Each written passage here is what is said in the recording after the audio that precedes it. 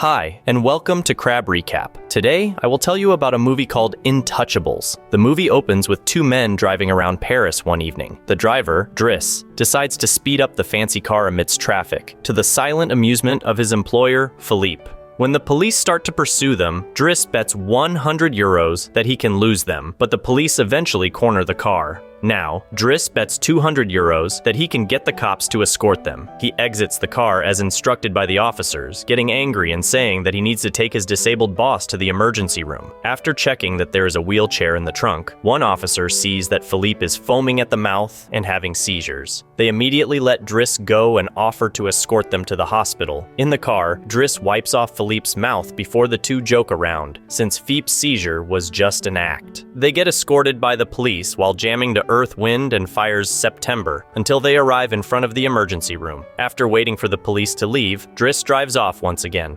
Rewinding time to a few months ago, Philippe and his assistant Magali are in the process of interviewing candidates for Philippe's caretaker position. He is a quadriplegic who can only feel and move his body from the neck up. The candidates are your typical serious and boring men from the field of chronic care, which Philippe doesn't really like. Then Driss, who was waiting in line, storms into the room despite it not being his turn yet. He hands over a piece of paper for Philippe to sign that's required for him to receive unemployment benefits, not really caring about getting this job. In turn, Philippe refuses to sign the paper, becoming interested with the crass and blunt attitude Driss has towards him and Magali. He tells Driss to come back the next morning to get his signed paper. Driss returns home to his chaotic family of many children. When his mother returns home, he tries to give her a Faberge egg that he stole from Philippe's house, but instead, she gets upset that Driss hasn't contacted his family for the last 6 months. His mother is done with him and kicks him out, so he hangs out with his friends before sleeping on the subway to Philippe's home in the morning. He is shown around the mansion by Yvonne, the housekeeper, which confuses Driss since he doesn't want the job. However, when she shows him the fancy room and ensuite bathroom he'll use if he works there, he seems more interested. He meets with Philippe in his bedroom, who challenges Driss to last 1 month as his caretaker because he bets that Driss won't even last 2 weeks. Driss takes up the challenge and is instructed on his daily tasks by Yvonne. He needs to do essentially everything for Philippe, and some actions are more personal than others. Despite his complaints, Driss takes up the job anyway. That night, Driss's dinner gets interrupted by Elisa, Philippe's daughter, who's going to make out with her boyfriend Bastien before Driss shoos both teens away. Over the next few days, Driss slowly adjusts to his new job, even though he occasionally makes small mistakes. Yvonne even finds some weapons inside Driss's bag when he's away, but doesn't say anything. One day, Philippe is preparing to go out and wants Driss to put him in the back of a van, but Driss refuses, instead putting Philippe in a fancy Maserati car. The two giggle in excitement over the car's engine sounds. When the gates open, Philippe's neighbor is in the way, so Driss approaches him and beats him up while pointing at the sign that says, "Stay clear." Once the neighbor drives away, Driss drives Philippe to an art gallery where Philippe is looking at a contemporary painting. Driss is shocked when Philippe decides to buy it for about €40,000, saying that even he can do that painting and it's not worth the money. Afterwards, Philippe meets his relative at a cafe, who warns him against hiring Driss, since he was in prison for 6 months because of robbery. However, Philippe says he wants to be treated without pity, which is exactly why he hired Driss. Sometime later, Driss is having a meal with Yvonne when she turns off the baby monitor because Philippe is dictating a letter for Magali to write. Yvonne says that Philippe has been writing romantic letters back and forth with a woman named Eleanor. That night, Driss is woken up by the baby monitor sounding like Philippe is hyperventilating. He rushes to his boss's room and calms him down using a cold compress and gentle words.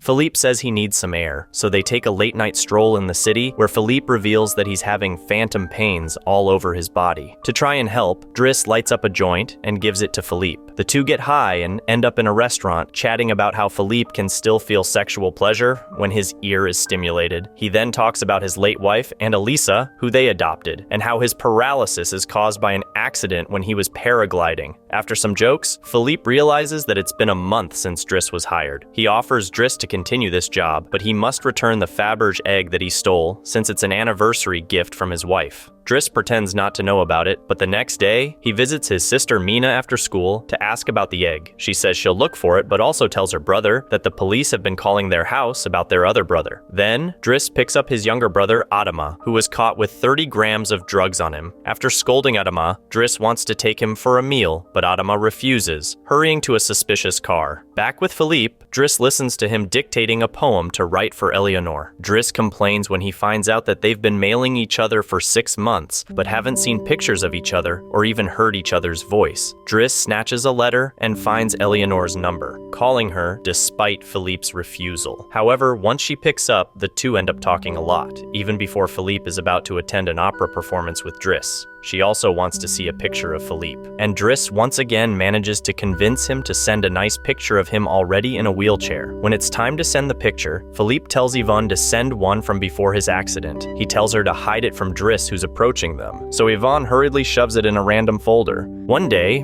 Driss is painting in his room when Elisa suddenly barges in to ask for cigarettes. He angrily kicks her out before storming his way to Philippe and Yvonne, saying that he has to discipline his daughter. Yvonne agrees that Philippe is being too soft to Elisa and causing her to be a spoiled brat. So that night, Philippe has a stern talk with Elisa while Driss continues painting. When the painting is finished, he shows it to Yvonne, who hesitantly compliments it, to Magali, who slaps him after he tries to kiss her, and to Philippe, who says that he'll try to sell the painting, though not promising much. Driss and Philippe continue to enjoy their life, even going so far as hiring escorts together to massage Philippe's ears. Finally, Philippe's birthday arrives, and he tells Driss that he pretends to be surprised by Yvonne's surprise party every year. She invited his friends and family to enjoy an orchestra in his mansion, but he looks bored. Meanwhile, Driss doesn't give up, using the opportunity to flirt with Magali once again. Later, Driss comes to Elisa's room to make her join the party, but she's crying and shaking in her bed. After making sure that she was only taking normal medicine and not drugs, Driss asks her what happened, and she says that she was dumped by Bastian, who called her a slut. She says she'll pay Driss if he talks to Bastian for her, and Driss agrees after some persuasion. Meanwhile, Philippe is showing Driss's painting to his relative without telling him who the artist is. The relative is finally persuaded to buy the piece for 11,000 euros. When the party has died down, Philippe asks the orchestra to play some different popular classical songs for Driss to enjoy, but he only jokes around about each song. Afterwards, Driss gets out his iPod and plays an Earth, Wind, and Fire song on the speaker. He starts dancing and encourages the other staff to dance too, making Philippe laugh. That night, Driss tucks Philippe in bed and opens a letter from Eleanor that just arrived. She sent a beautiful picture of herself and asks to meet Philippe when she visits Paris next week. Yvonne, Driss, and Philippe take their time in finding the perfect outfit for the date. Yvonne is taking Philippe to the date, so Driss takes a day off to keep his promise to Elisa and warn Bastien to apologize by bringing her croissants every day. Then, he parks in front of his mother's workplace and waits for her to finish work.